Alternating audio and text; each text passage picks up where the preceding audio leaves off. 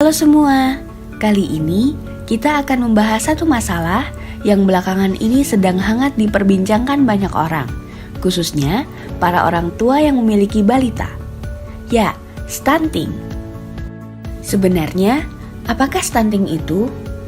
Menurut WHO, stunting adalah gangguan tumbuh kembang anak yang ditandai dengan tubuh pendek disebabkan kekurangan asupan gizi, terserang infeksi, maupun stimulasi yang tidak memadai. Sedangkan menurut UNICEF, stunting didefinisikan sebagai persentase anak-anak usia 0-59 bulan dengan tinggi badan di bawah -2, stunting berat dan sedang, dan -3, stunting kronis. Hal ini diukur dengan menggunakan standar pertumbuhan anak yang dikeluarkan oleh WHO. Bagaimana angka kejadian stunting di Indonesia? Prevalensi stunting di Indonesia berdasarkan hasil pemantauan status gizi pada tahun 2016 mencapai 27,5%. Padahal menurut WHO, masalah kesehatan masyarakat dapat dianggap kronis bila prevalensi stunting lebih dari 20%. Artinya, secara nasional masalah stunting di Indonesia tergolong kronis. Terlebih lagi, di 14 provinsi yang prevalensinya melebihi angka nasional. Kemudian, dampak apa saja yang mungkin ditimbulkan oleh stunting?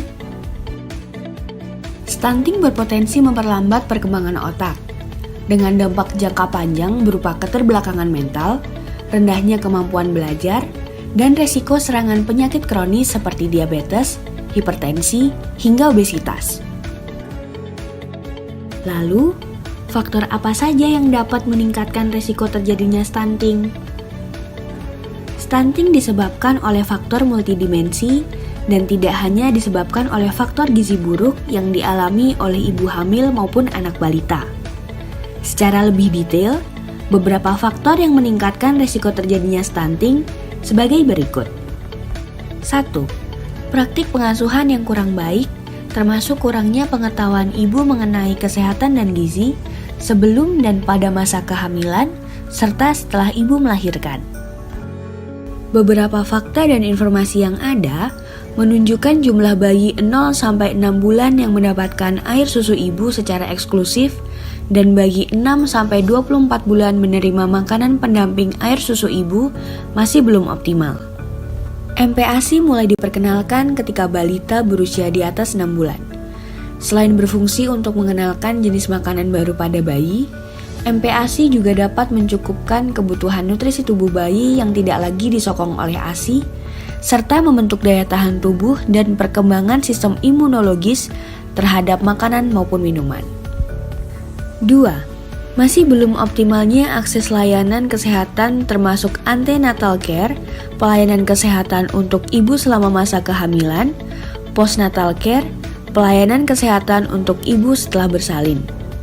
Ibu hamil harus rutin memeriksakan kehamilannya ke tenaga kesehatan agar bisa memantau perkembangan janinnya. Begitu pula ibu pasca melahirkan dengan rutin melakukan pemeriksaan pada masa nifas akan meningkatkan pemahaman ibu tentang perawatan bayi yang baik. 3. Masih kurangnya akses rumah tangga atau keluarga ke makanan bergizi. Hal ini dikarenakan harga makanan bergizi di Indonesia masih tergolong mahal. Menurut beberapa sumber, komoditas makanan di Jakarta lebih mahal dibandingkan di New Delhi, India. Harga buah dan sayuran di Indonesia lebih mahal daripada di Singapura. Terbatasnya akses ke makanan bergizi di Indonesia juga dicatat telah berkontribusi pada 1 dari 3 ibu hamil yang mengalami anemia. 4. Kurangnya akses air bersih dan sanitasi. Sumber air minum layak yang dimaksud adalah air minum yang terlindungi, meliputi air ledeng, keran umum, hidran umum, terminal air, penampungan air hujan atau mata air dan sumur terlindung, sumur bor atau pompa yang jaraknya minimal 10 meter dari pembuangan kotoran, penampungan limbah, dan pembuangan sampah. Tidak termasuk air kemasan, air dari penjual keliling, air yang dijual melalui tangki, air sumur dan mata air tidak terlindung. 5. Sering menderita infeksi di awal kehidupan anak. Penyakit infeksi yang disebabkan oleh higien dan sanitasi yang buruk misalnya diare dan cacingan, dapat mengganggu penyerapan nutrisi pada proses pencernaan. Beberapa penyakit infeksi yang diderita bayi dapat menyebabkan berat badan bayi turun.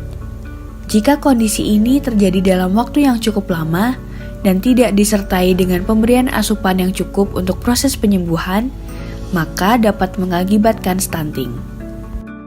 Lalu, seperti apa ciri-ciri anak mengalami stunting? 1. Anak berbadan lebih pendek untuk anak seusianya. 2.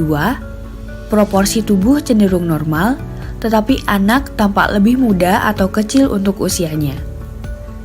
3. Berat badan rendah untuk anak seusianya. 4. Pertumbuhan tulang tertunda.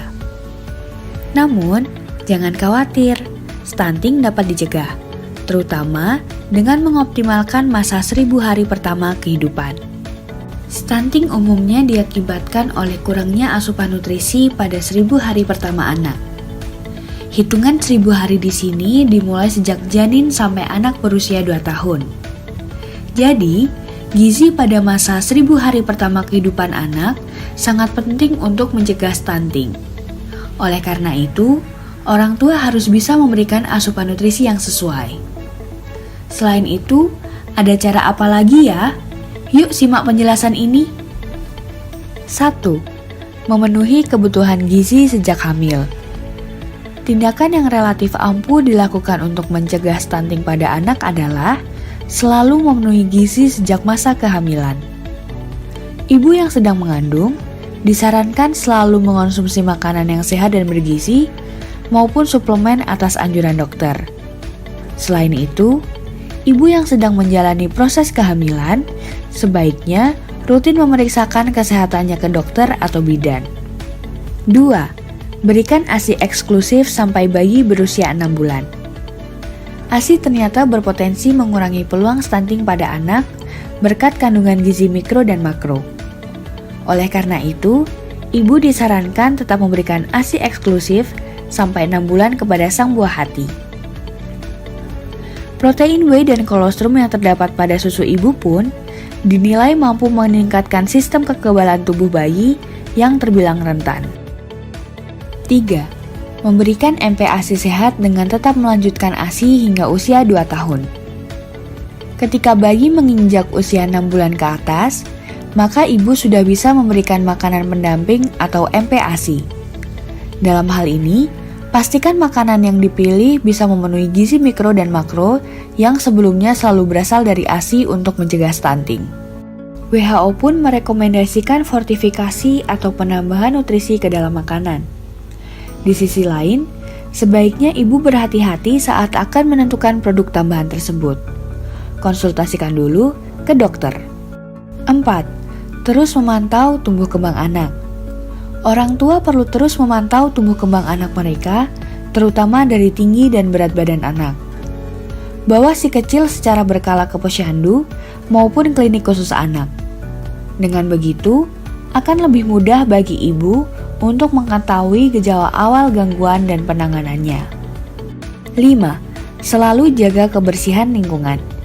Seperti yang diketahui, anak-anak sangat rentan akan serangan penyakit, terutama kalau lingkungan di sekitar mereka kotor. Faktor ini pula yang secara tidak langsung meningkatkan peluang stunting. Nah, sekarang lebih paham tentang stunting kan?